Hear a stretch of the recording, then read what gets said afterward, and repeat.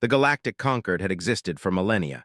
It was a web of thousands of worlds, thousands of species, each with its own customs, governments, and armies. They had fought wars before. They had seen cruelty and bravery. They had built fleets, forged alliances, and survived civilizations rising and falling like tides. But nothing in the history of the Concord had prepared them for the humans. Humans were the newest members of the Concord. They came from a small blue planet, full of water and strange green life that the galaxy found quaint but inefficient. At first, the Concord viewed them like children, primitive, weak, and harmless. They had no massive fleets, no 100-kilometer warships, no fleets of autonomous weapons that could wipe out a city with a single command. Their technology seemed modest.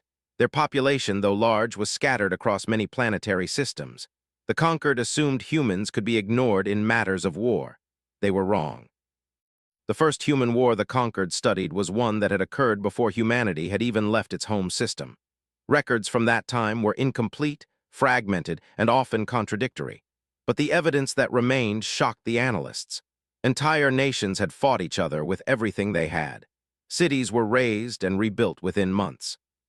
Civilians built weapons as quickly as factories could make them. Soldiers trained artists to build better defenses. Scientists used mathematics to predict enemy movements before the enemy knew their own plans. The humans fought with a kind of organized chaos that the Conquered could not understand.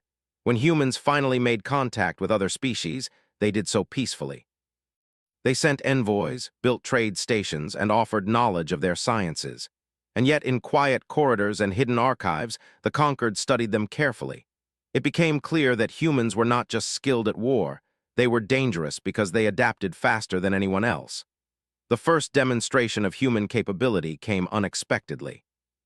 A minor skirmish erupted on a border world between two alien species. Humans were neutral observers, doing nothing but trading supplies and repairing starships. Yet when the fighting reached a city where humans lived, they defended themselves. Not with violence, not at first, but with precision. They built barriers, rerouted power grids, and organized the civilians. When the enemy struck again, they found themselves trapped in areas humans had predicted months before the conflict began. Supply lines disappeared. Communications failed. The invaders left in confusion and defeat, unable to understand how a small group of humans had organized a city into an unbreakable system. The Conquered realized then that humans could fight wars without ever firing a shot, and when they did fight, their strategies were beyond imagination. Every plan the Conquered made against them failed. Every attempt to study them ended with contradictions. Humans were unpredictable, relentless, and terrifyingly clever, so the Conquered acted. A special session of the Galactic Assembly was called. Representatives from thousands of species gathered, their eyes wary and voices tense. It was not common for the Conquered to forbid a species from engaging in war, but the humans were different. They were young, yes, but their history of conflict showed a species that could destroy not just fleets, but entire civilizations if provoked. After weeks of debate, the Assembly passed a law unprecedented in the history of the galaxy. Humans were forbidden from engaging in any form of war. The decree was absolute. No armies, no weapons, no tactical advisors, no exports of military technology, no command over fleets. The penalty for violating the ban was annihilation. Entire planets would be stripped from the human system if a single human violated the law. Humans accepted the ban with calm, almost eerie composure. They dismantled their fleets, closed their war academies, and restructured their societies. There were no protests, no resistance. To the galaxy, it seemed as if humans had quietly admitted they were dangerous and had agreed to step aside. The Conquered breathed a sigh of relief. For a time, peace reigned. Yet in the calm, subtle signs appeared. Humans built cities with incredible efficiency. Their trade routes expanded across systems in ways that alien logistics officers could not replicate. Civilian technology became tools of preparation. Drones that transported food could also move heavy machinery. Power grids designed for cities were easily modified to support fleets or fortifications. And all of it was sold or shared with other species, supposedly to aid in peaceful development. The Conquered watched closely, convinced that humans were harmless under the ban. But their unease never fully disappeared. In private chambers, analysts would whisper about the human ability to predict outcomes, to organize massive populations, and to adapt instantly to new situations. One officer noted that humans treated even mundane problems, like traffic control, sanitation, or energy distribution, with methods that could reorganize entire planets if applied to war. Another remarked that humans seemed always ready, even when no danger existed. And then, quietly, humans began teaching. They instructed other species in mathematics, engineering, and logistics. They helped rebuild worlds destroyed by natural disasters or old wars. Their cities were models of efficiency and security. Planets that once struggled to survive under alien rule thrived under human guidance. Trade networks became more reliable, food production increased, and disease spread more slowly. All this, the humans insisted, was for peace. But the galaxy, despite its relief, did not fully trust them. Old memories of human wars lingered like shadows. Some species argued that the ban should be tightened. Others said it was unnecessary. Humans were harmless now. The conquered wavered, unsure if it had made the right decision. Then came the reports of human, civilian networks performing strange activities. On several worlds, alien observers noticed humans moving massive resources without explanation. Entire factories shifted production overnight. Populations could relocate with almost supernatural coordination. Systems seemed invulnerable to disruption. Analysts tried to study the patterns but failed. Humans were too complex to predict, even when they were doing nothing aggressive. Some diplomats whispered that humans were not truly following the ban. Others argued it did not matter. Humans did not need to fight to be dangerous. One officer, after studying human archives for years, wrote quietly, "We forbade them from war not because they were violent. We forbade them because we cannot understand what they might do if they chose to act." Knowledge was shared freely. No one knew exactly what humans were preparing or if they were preparing at all, and the humans never spoke about war. In one quiet sector on a planet once ravaged by war, a small team of humans worked on a simple energy grid. An alien engineer watched them curiously. "Why do you continue to build these machines?" he asked. "You have no armies, you have no wars." "This is useless." The conquered celebrated the longest era without conflict in its history. Propaganda praised the human ban as a model of restraint. Young species were told stories of human aggression and why the ban existed without knowing the full truth. But humans were always observing, always calculating, always preparing. In the silence of their home system, fleets were quietly decommissioned, but storage depots held materials that could rebuild them in months. Cities expanded not just for comfort, but for resilience. Algorithms monitored population movements, production schedules, and resource availability. Humans had not stopped planning, they had only shifted the battlefield into spaces the galaxy did not yet notice. No one saw it coming. No one could. The Galactic conquered had forbidden humans from war, and humans obeyed, or so it seemed. Meanwhile, on a distant world under human guidance, a single human diplomat reviewed the archives of the conquered. His eyes were calm, almost detached. He read the laws forbidding humans from fighting, the notes predicting their harmlessness, and the reports praising their contribution to peace. He leaned back, hands behind his head. "They think we obey the ban," he said quietly. "They do not know what they have started." Yet in that stillness there was tension, like the calm before a storm.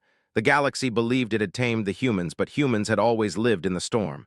They had only chosen when and how to unleash it. And so, in this first quiet chapter, the stage was set. The humans were banned from war. The galaxy believed it was safe, but the seeds of the future were already sown. In silence, humans watched. In patience, they prepared. And in time, the galaxy would discover that it had made a mistake far too late to fix. The ban, the conquered, the peace, it all felt permanent. It felt safe. But it was nothing more than a shadow over the reality that humans had always been ready. And when the day came, no one, not a diplomat, general, or analyst, would be prepared for what the humans were capable of. Years passed, and the humans settled into their new lives under the ban. To the rest of the galaxy, it appeared as if they had accepted their place, quiet, obedient, and harmless. Humans traveled between planets, repaired broken worlds, and traded knowledge. They built bridges where wars had left chasms, restored cities from ruins, and taught alien populations how to live better, more organized lives. Their presence became familiar, almost comforting to other species. The conquered praised them. "See how the humans obey the ban," diplomats said. "They contribute to peace without weapons. They are no threat to us." And for the first time in centuries, the galaxy felt the possibility of real, lasting peace. But humans were never idle. They moved with the precision of a species who had survived wars that had scarred every generation. Every trade mission, every construction project, every school they built was more than it seemed. Civilians transported supplies that could sustain a planet during a siege. Factories that produced furniture could be modified overnight to produce armor and defensive systems. Even the simplest tools had hidden versatility. Humans called it efficiency. The galaxy called it benevolence. On one thriving world, the human-designed city of Vera stood as a model for the region. Alien engineers marveled at its layout. Roads that never congested, energy grids that never failed, water systems that adapted to population changes, and structures that could withstand natural disasters and attacks alike. The aliens considered it a gift. What they did not realize was that the city was also a blueprint for resistance on a planetary scale. Every system, every plan, every calculation was built for survival, coordination, and efficiency, the kind of efficiency that could support a war without ever appearing to do so. A human engineer named Soren walked through the streets, observing the flow of people and resources. He smiled quietly as he watched drones deliver food to homes, children learn in modular classrooms, and water pumps adjust automatically to the day's demands. "Everything is connected," he said to a young alien apprentice. "Every action has purpose, even if you cannot see it. Preparation is always beneath it." To the galaxy, it seemed as if humans had become angels of efficiency, rescuers who thrived wherever chaos appeared. Yet some conquered officials remained uneasy. Reports began arriving from frontier planets. Aliens observed humans moving resources in ways that made no sense to them. Entire fleets of supply ships appeared overnight. Populations relocated with perfect timing, without confusion or error. Communication networks expanded faster than alien systems could understand. When attacks occurred, human settlements never failed. The galaxy could not explain how humans managed it, and that unease quietly spread through the conquered. In one meeting of the conquered High Council, an analyst spoke cautiously. "These humans, they obey the ban, they do not fight, but look at what they are doing. They organize entire worlds faster than we can disrupt them. They are always ready. But they have no fleets, no weapons, no armies. How can this be dangerous?" On each world, they taught alien populations to coordinate production, transportation, and communication. They built transport networks that could move millions of people or supplies with precision. They designed modular factories that could switch tasks at a moment's notice. They shared their knowledge openly, giving everyone the tools to survive. And the galaxy trusted them completely. Some aliens, however, noticed patterns. They began to compare human settlements to old war plans. They saw that food distribution, transport, and communication networks could serve dual purposes. They whispered among themselves, debating whether humans were still preparing for war in secret. Most dismissed it as paranoia. Humans obeyed the ban, did they not? Meanwhile, in the human home system, fleets remained decommissioned but not destroyed. Armories were quiet, but supplies were cataloged and stored in hidden locations. Algorithms ran silently, simulating potential conflicts, testing strategies, predicting outcomes, and refining every possible response. Humans did not speak of these preparations, but every calculation, every exercise, and every hidden plan made them stronger. One evening, a young human named Lyra sat with her mentor on a quiet hill overlooking their city. Stars shone above them, and the gentle hum of drones filled the air. "Why do we keep all these calculations?" she asked. "The conquered does not allow war. We have peace." They monitored conflicts from afar, noting how alien armies moved, how supply chains functioned, and how strategies unfolded. Humans never intervened directly, never drew attention, yet every observation was cataloged. Every detail added to their growing understanding of the galaxy's systems. One particular system, known as Trivara, became a model of human organization. A minor rebellion had arisen, threatening to destabilize trade in the sector. Alien forces intervened, expecting a simple resolution. Humans, forbidden from fighting, arrived only to provide civilian aid.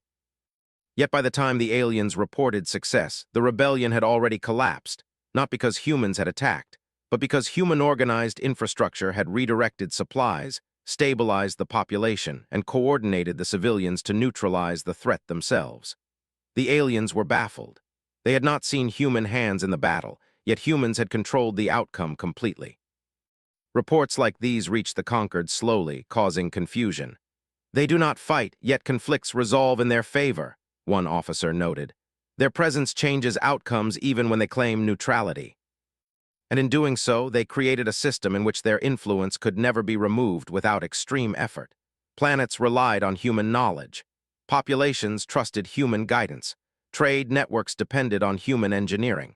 Even governments subtly aligned with human principles. Some aliens began to worry. In private, they asked, "Have we underestimated them?" The conquered, as a whole, remained blind. To most, humans were simply helpful, polite, and cooperative. To a few, the humans were quietly terrifying. On the human homeworld, a council gathered quietly, discussing logistics. "The galaxy is peaceful now," Kale said. "They do not understand, but we must continue. Observation, preparation, guidance. Everything we do strengthens the future. Survival, planning, and coordination can be more powerful than any weapon." Across hundreds of systems, they built cities, networks, and systems that were stronger than anyone could imagine. Every lesson from past wars, every strategy, every failure in human history was quietly applied to the present. The galaxy trusted them completely, unaware that every action was part of a larger preparation. The conquered celebrated the peace, confident that the humans were contained. They held banquets, parades, and speeches praising the new era.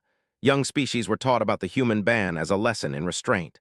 Scholars wrote histories about the dangers humans had once posed and how the conquered had wisely restricted them. Yet in silence, humans moved like shadows, unseen and unassuming. They prepared cities to survive sieges. They organized populations for rapid response. They stored knowledge and resources in ways that could sustain planets indefinitely. And all the while, they observed the galaxy, learning, calculating, and predicting. No one knew the truth. The humans were peaceful, helpful, and obedient, but that obedience was a choice. A choice made with full knowledge of their capabilities and full preparation for the future. The galaxy did not see it, and it would not see it until it was too late. And so the humans waited. They waited while the conquered celebrated peace. They waited while the frontier worlds flourished under their guidance. They waited while alien officers debated quietly about the humans' strange influence. And they waited because patience, as the humans understood, was just another form of preparation. The galaxy thought it had tamed the humans, but in truth, the humans were always ready, always observing, always preparing. Every system, every city, every algorithm, every quiet action was a layer of unseen power, and the day would come when that power could no longer remain hidden. Until then, humans built, humans taught, humans guided, and humans waited, because the conquered had banned them from war. But humans knew that war was never about weapons alone. And when the galaxy finally discovered the truth, it would be far too late. The galaxy had enjoyed decades of peace. Trade flowed smoothly between worlds, populations grew, and the conquered celebrated the humans as the most cooperative species in history. To the galaxy, it seemed the humans had accepted their place. They were builders, organizers, healers, but never fighters. Then the threat arrived. It came quietly at first, as most disasters do. Ships from beyond the known galaxies appeared near the outer rim. Their design was unlike anything the conquered had catalogued. Sleek, black, and silent, they moved with a precision that terrified observers. Reports reached the conquered slowly. Colonies along the frontier systems were disappearing, communication cut without warning. Entire fleets dispatched to investigate were obliterated before they could engage. The conquered scrambled to respond. Council meetings were called in an emergency session. Species known for centuries of warfare debated frantically.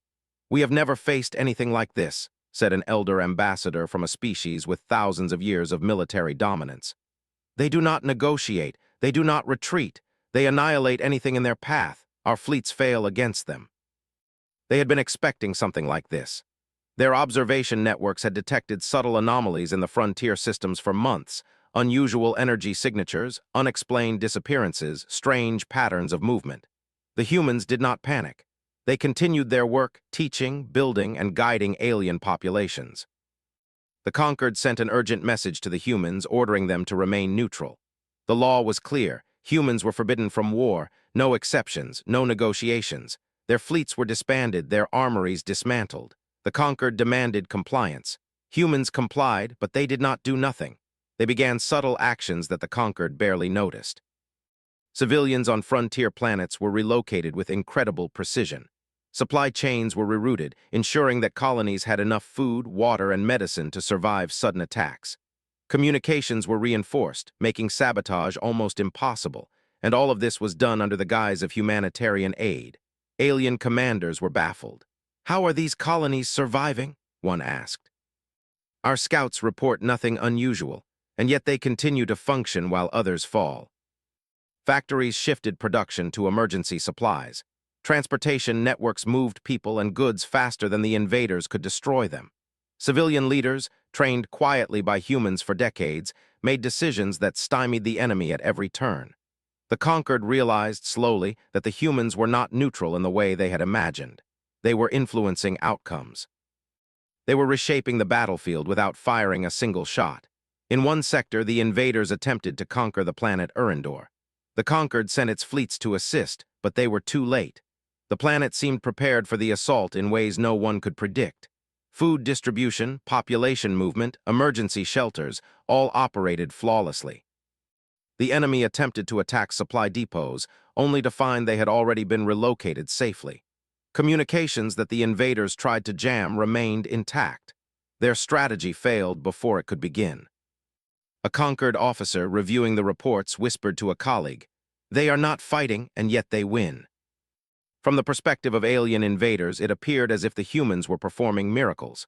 But humans knew these were just calculations, plans refined over decades, systems designed to survive any assault.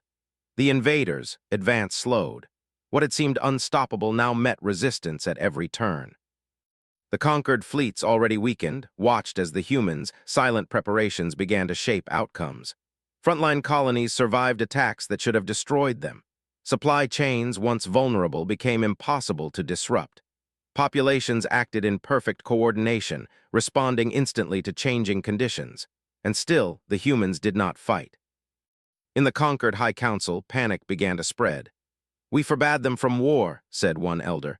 "And yet their presence changes everything. We cannot predict them. We cannot control them. They obey the law, yet we are losing the advantage. They are influencing outcomes without ever striking. We do not understand how. And now we are too far into this conflict to ignore it." They do not understand that survival, coordination, and planning can be stronger than fleets and guns. Trade routes were rerouted to ensure emergency supplies reached the frontier quickly.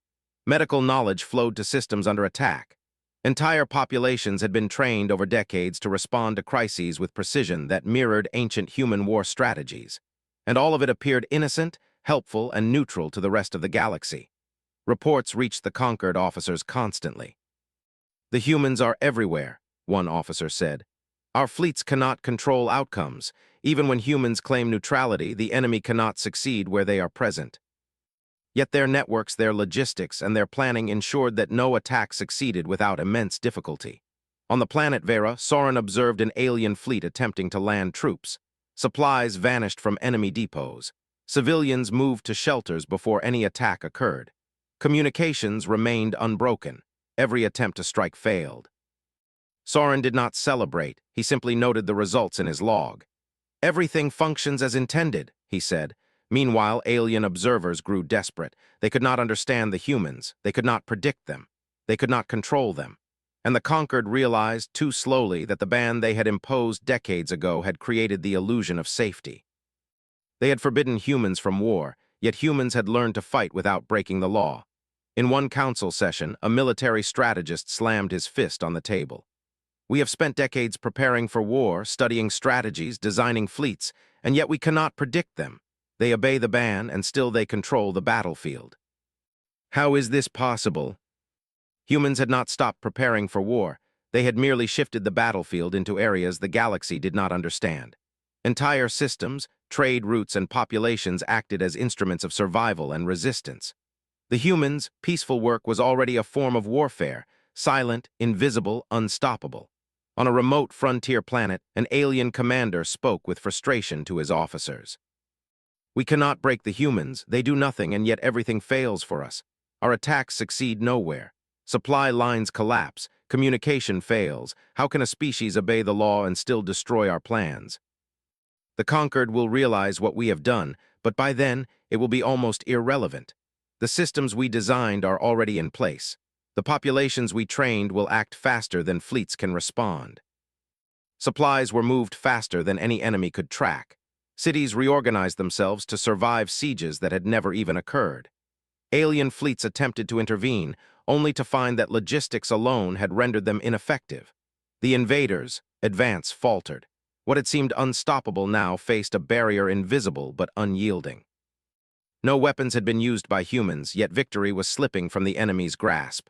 Within the conquered, the fear grew. "We banned them from war," one officer said quietly. "And yet, even without breaking the law, they win.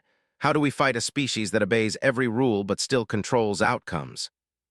They had obeyed the conquered's law while simultaneously demonstrating a form of power that no one could stop. Every calculation, every system, every trained civilian acted like a soldier. Every algorithm, every coordinated action, every supply route became a weapon without firing a shot. And still, the humans did not fight. They waited. They observed. They guided. They prepared. They helped. The galaxy, meanwhile, began to understand that something was wrong, but it could not grasp the scale of it. Humans were peaceful, helpful, and neutral. Yet every battle, every crisis, every frontier conflict bent toward human advantage without anyone understanding why. And so the first true test of the human ban passed. The conquered realized that forbidding humans from war had not made them harmless. It had only created the illusion of safety. The galaxy had underestimated them, and the humans, as always, were ready. The conquered had begun to panic. The humans had obeyed the law, yet the battlefield had shifted under their presence. Entire sectors had resisted invasions without firing a single shot.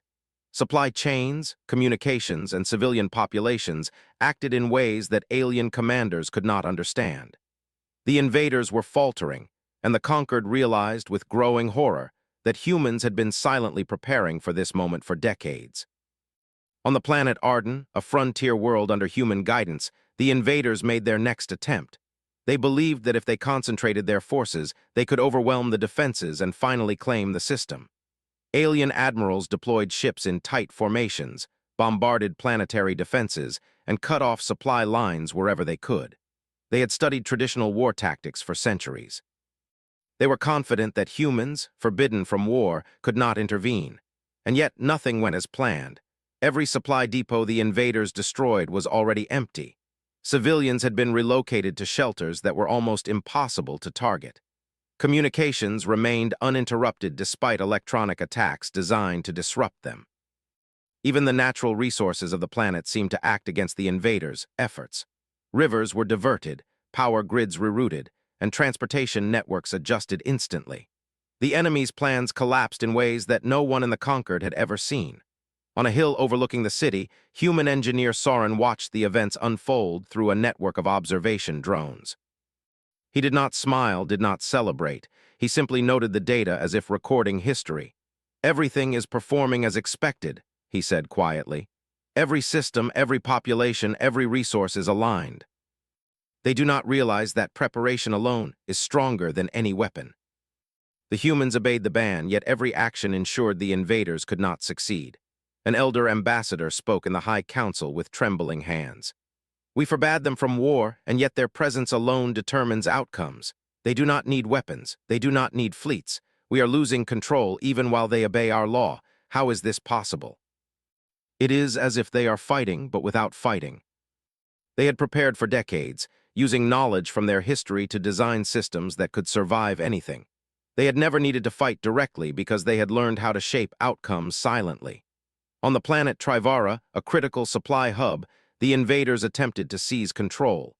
They believed that capturing resources would force humans to act, to break the ban. But the humans had anticipated this. Supply caches were moved. Alternate routes ensured that essential goods reached the population. Local leaders, trained by humans for decades, coordinated the civilians to resist indirectly. The invaders found themselves trapped in a web they could not see, unable to advance, unable to retreat, and unsure how to survive. In the conquered, panic spread. High Council members argued furiously. "We cannot enforce the ban," one cried. "They obey our law, and yet they control the battlefield. We cannot predict them, we cannot stop them, and we cannot force them to act in ways we understand." You believed that law could contain us, but law cannot restrain preparation. It cannot limit planning, foresight, or coordination. That is the strength you never considered. The galaxy had assumed that without fleets, humans were harmless.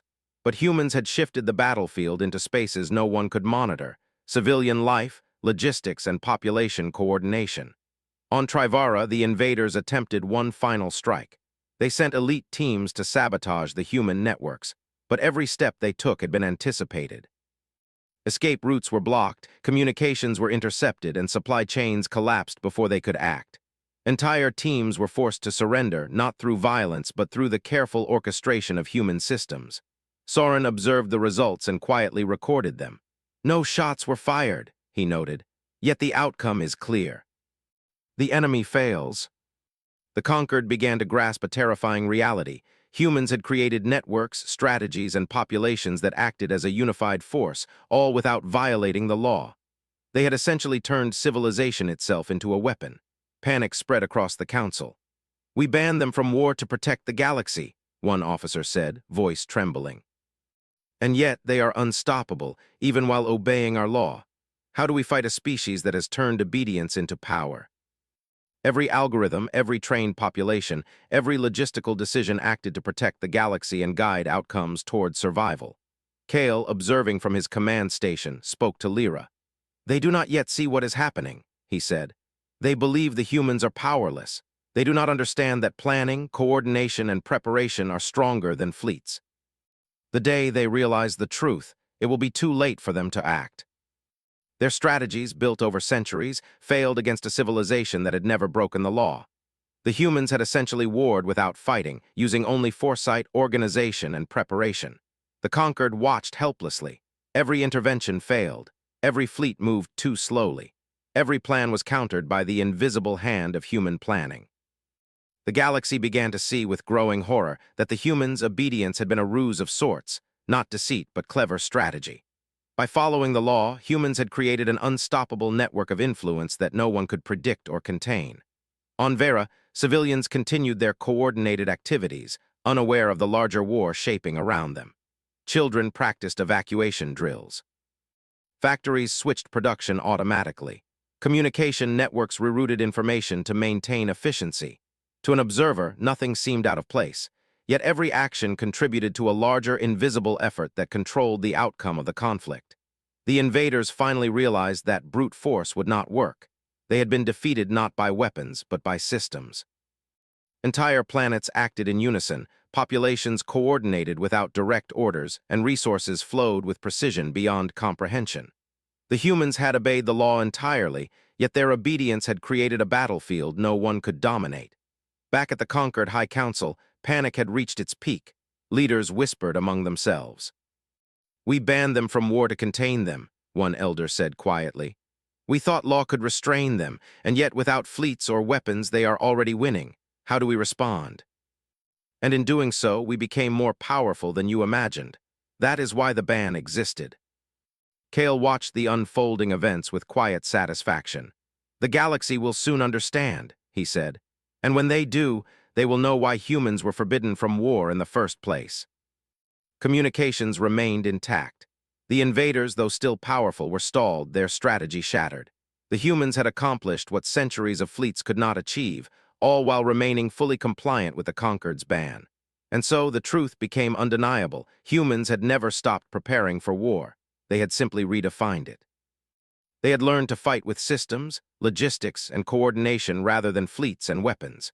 The galaxy, which had believed the ban rendered humans harmless, now faced the terrifying reality that humans had become unstoppable without ever breaking a single law. The conquered understood, finally, why humans had been forbidden from war. They had always been too capable, too adaptive, and too clever. The ban had contained nothing, and the humans, patient as ever, had waited for the moment the galaxy could no longer ignore their true strength. The galaxy had finally realized the truth. Humans had obeyed the ban, yet every system, every population, every supply chain acted as a silent weapon. Entire planets had resisted invasion without firing a single shot. Fleets had failed. Strategies had collapsed. The conquered, which had believed the ban kept humans harmless, now understood its mistake, and it was almost too late.